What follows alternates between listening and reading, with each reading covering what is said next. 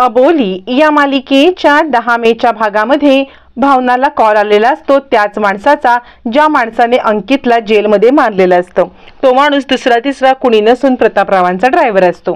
तो भावनाला फोन करतो आणि मॅडम साहेबांनी मला सांगितलेलं काम मी अचूक केलेलं आहे, पण मला पैशांची गरज आहे, लवकरात लवकर मला पैसे मिळाले तर बरं होईल, मी जेलमधून पळून आलेलो आहे असं म्हणत तो आता भावनाकडे पैसे मागते। भावना म्हणते फोन ठेव, आधी मला बाकी सगळं बघायला पाहिजे असं म्हणत भावना त्याचा फोन कट करते आणि प्रतापरावांना भेटायला जाते आणि विचार करते काहीही झालं तरी आधी प्रतापरावांसोबत मला बोलून घ्यायला पाहिजे, नक्की काय प्रकार आहे मगच या माणसाशी बोलून त्याच्याशी पैशाचा व्यवहार करेन असं म्हणत आता इकडे भावना प्रतापरावांना भेटण्यासाठी जेलमध्ये येते आणि ती क्रिशला म्हणते ए छोटा इन्स्पेक्टर, मला ना प्रतापरावांना भेटायचं आहे, भेटण्यासाठी माझ्याकडे परवानगी आहे, मी त्यांना डबा घेऊन आलेली आहे असं म्हणत ती आता परवानगी दाखवते।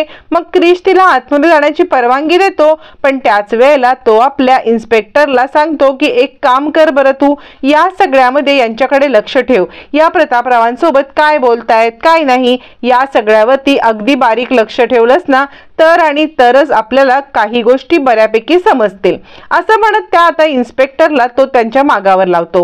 तोपर्यंत इकडे आता प्रतापराव या सगळ्यामध्ये चिडलेले असतात आणि डबा घेऊन कसली डोंबल्याची आलेस, डबा घेऊन येण्यापेक्षा इकडे मला न जेलमध्ये कसं सोडवायचं ते बघ, या जेलमध्ये माझा जीव घुसमटत चाललेला आहे, लवकरात लवकर या जेलमधून मला बाहेर काढ असं म्हणत तो प्रमिलावरती चिडलेला असतो। तोपर्यंत इकडे आता अंकुश येतो आणि म्हणतो कसं आहे ना, ज्या माणसाला तुम्ही अंकितवरती हल्ला करण्यासाठी पाठवलं होतं तो माणूस तर मी शोधणारच आहे, पण एक लक्षात ठेवा त्या माणसाला शोधून झाल्यावरती तुमचा पण असा उलट गेम करेन ना तुम्हाला कळणार पण नाही।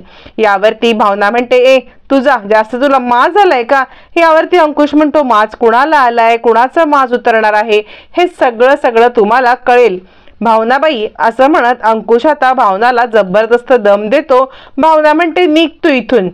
तोपर्यंत इकडे आता अबोली विचार करत असते काय करू, चाव्या कशा काय मी शोधू, आईची तब्येत बरी असेल ना, आईला कुणी किडनॅप केलं असेल, आई का किडनॅप केलं असेल हितपासून सगळं अबोलीला चिंता वाटत असते आणि ती आपल्या आईबद्दल काळजी करत असताना तिला रमा समजवत असते अगं सगळं काही ठीक होईल। तितक्यात अंकुश येतो आणि त्याच वेळेला अंकुश अबोली सोबत बोलत ज्या ठिकाणी उभा असतो त्या ठिकाणच्या सज्जावरतीच ती प्रमिलाने ठेवलेली चावी असते आणि चावीचा गुच्छा तिकडेच असतो। अबोलीला आता मात्र बोलवण्यासाठी प्रिन्स येतो, ताई चल अगं तिकडे आरतीची वेळ सुरू झालेली आहे, आरती सुरू होईल, तू आरती करतेस ना। अबोली म्हणते नाही मी इथेच थांबते, तुम्ही सगळे आरती करायला जा।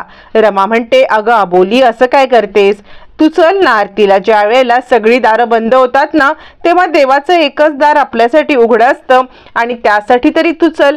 अबोली म्हणते आई आज नको, आज तुम्ही आरती करा। अंकुश सुद्धा अबोलीला बोलवत असतो पण अबोली काही जात नाही। अंकुश म्हणतो अबोली अगं आपल्याकडे आजचा एकच दिवस आहे, आजच्या दिवसामध्ये आपल्याला काहीही करून पुरावा सापडलाच पाहिजे तरच कोर्टामध्ये आपण जाऊन हिअरिंग करू शकतो। आता अबोली लांबूनच देवाच्या पाया पडत असते, बाकी सगळेजण आरती करत असतात। अबोलीच्या मनामध्ये आत्तापर्यंत चाललेले सगळे विचार घोळत असतात आणि त्याच वेळेला मग मात्र आता अबोली देवाचे हात जोडते आणि आज काहीतरी चमत्कार कर, मला योग्य तो पुरावा हा सापडलाच पाहिजे असा विचार करत असताना वरती एक बॉल लागतो, त्या बॉलच्या धक्क्याने ती चावी खाली पडते। अबोली ती चावी घेते आणि तोपर्यंत ती इकडे तिकडे पाहायला लागते, कुणीही चावी आणली, कुणीही चावी आणली असा विचार करत ती इकडे तिकडे पाहत असताना अंकुशचं लक्ष तिच्याकडे जातं। अबोली हात जोडून देवाच्या समोर उभी असते। अंकुश हे सगळं पाहतो आणि तो विचार करतो अबोली इतकी खुश का झाले, म्हणून तो आता अंकुश अबोलीच्या इकडे येतो। अबोली काय झालं, त्यावरती अबोली आता त्या चाव्या दाखवते आणि ती म्हणते मला असं वाटतंय की आईच्या ह्या चाव्या आहेत, म्हणजे आई मला चाव्या देण्यासाठी इकडे आली होती का असा विचार करत असताना अंकुश तिच्याकडे येतो आणि म्हणतो अबोली काय झालं, काय सापडलं। अबोली म्हणते सर ह्या बघा चाव्या। अंकुश त्या चाव्या बघतो। अबोली म्हणते हा छल्ला आहे ना, हा छल्ला आईचा आहे, आई हा छल्ला रोज लावते। यावरती अंकुश म्हणतो अच्छा, म्हणजे कदाचित भावनाने या चाव्या ठेवण्यासाठी प्रमिला आईकडे दिल्या असतील आणि त्यामुळे ह्या छल्ल्यामध्ये त्या चाव्या आहेत आणि त्या तुझ्यापर्यंत आई पोचवायला कदाचित ती इकडे आलेली असेल असं म्हटल्यावरती मग मात्र हे सगळं बोलणं लपून छपून नीता ऐकत असते आणि ती विचार करते अरे बापरे, म्हणजे फायनली यांना छल्ला सापडला तर ही बातमी मला भावनापर्यंत पोहोचवायलाच पाहिजे। अबोली म्हणते सर म्हणजे आई मला इकडे छल्ला घेऊन आली होती, मग ती मला भेटली का नाही? अंकुश म्हणतो काहीतरी गडबड आहे, आपल्याला ना कोर्टामध्ये हे पुरावा तर सादर करू शकतो, पण त्याआधी आईचा शोध घेणं महत्वाचं आहे। आता पुरावा तर सापडलाय, हा पुरावा इथपर्यंत कसा आला? म्हणजे प्रमिला इकडे आली होती का?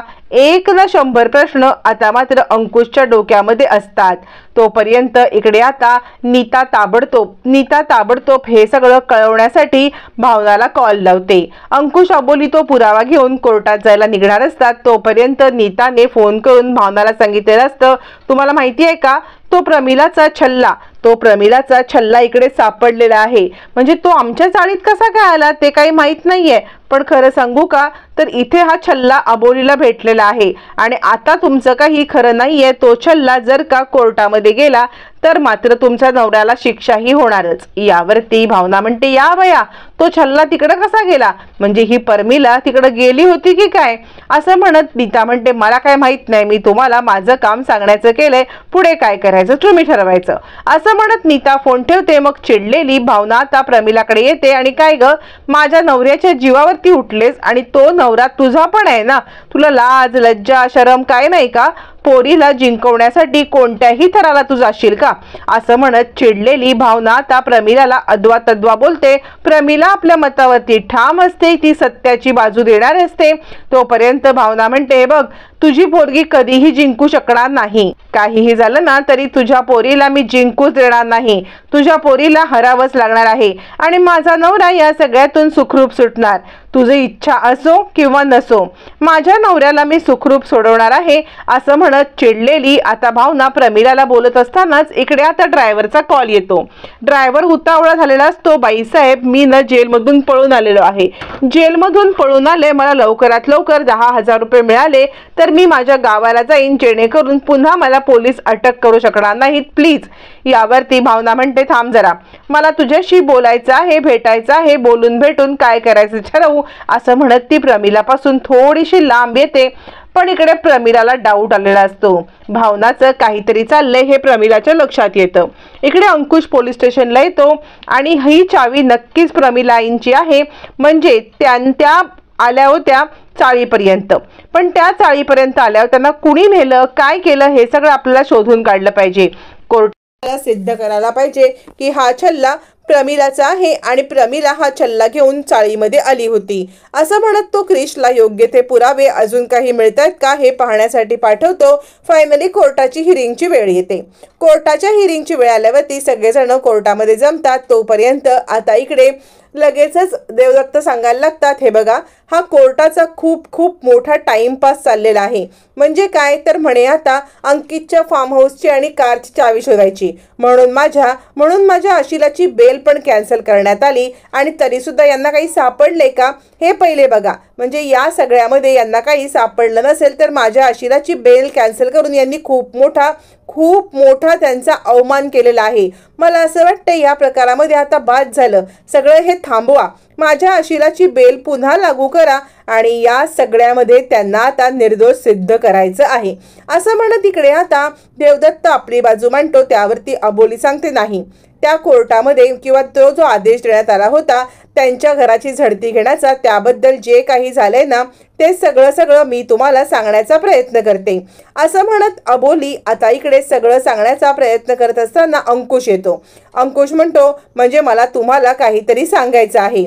खरं तर या सगळ्यामध्ये आम्ही त्यांच्या घराची झडती घेतली होती। ज्या वेळेला घराची झडती घेतली तेव्हा तर घरामध्ये काही नाही सापडलं, पण त्यावेळेला यांची मिसेस प्रमिला अहिरे या गायब होत्या आणि खरं तर या सगळ्यामध्ये त्यांच्याकडे छल्ला असायचा आणि त्या छल्ल्याला भावना अहिरे यांनी ह्या चाव्या लावायला दिल्या होत्या, पण कसं काही माहित नाहीये। तो छल्ला आता आमच्यापर्यंत पोहोचलेला आहे आणि तो छल्ला मी कोर्टामध्ये सादर करू इच्छितो। असं म्हणत तो छल्ला कोर्टामध्ये सादर केला जातो, ज्याला अंकितच्या गाडीची चावी आणि अंकितच्या फार्म हाऊसची चावी असते आणि या सगळ्यावरती आता मात्र सगळं सिद्ध होत आलेलं असतं। पण त्याच वेळेला खोडा घालत देवदत्त म्हणतो कसं आहे ना, तुम्ही ही चावी आणलीत, पण ही चावी त्यांचीच आहे हे सिद्ध कसं कराल? अंकुश म्हणतो, हे बघा, या चावीला ज्या बाकीच्या चाव्या आहेत ना, म्हणजे या छल्ल्याला ज्या बाकीच्या चाव्या आहेत ना, त्या चाव्या प्रतापराव अहिरे यांच्या घरातील महत्त्वाच्या चाव्या आहेत. आता अशा चाव्या महत्त्वाच्या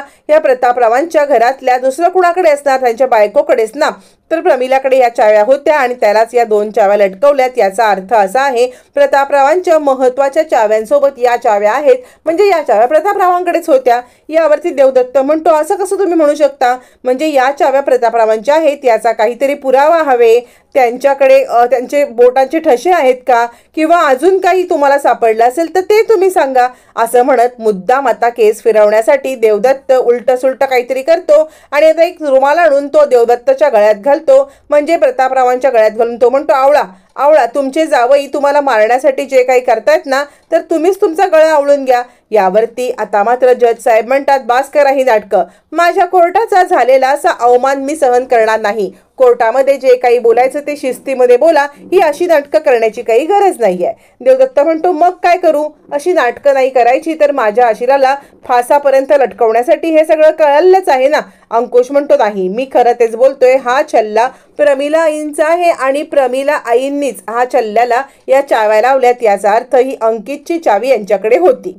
असं म्हणत अंकुश पोटतिडकीने सांगत असतो. देवदत्त ते नाकारत असतो. त्यावेळेला देवदत्त म्हणतो, ठीक आहे, कोर्टासमोर खरं खोटं करण्यासाठी मी आता प्रमिलालाच बोलवू इच्छितो. प्रमिला कोर्टासमोर आली की खरं खोटं काय ते होईल. असं म्हणत प्रमिलाची साक्ष आता कोर्टामध्ये काढण्यासाठी प्रमिलाला बोलवलं जातं. प्रमिला कोर्टामध्ये येऊन उभी राहते. आता मात्र प्रमिला कोर्टामध्ये येऊन उभी राहिल्यावरती देवदत्त म्हणतो, बोला, या चाव्या तुमच्या आहेत? या चावीला अडकवलेले हे सगळ्या चाव्या तुमच्या आहेत का? प्रमिला कोर्टासमोर येते.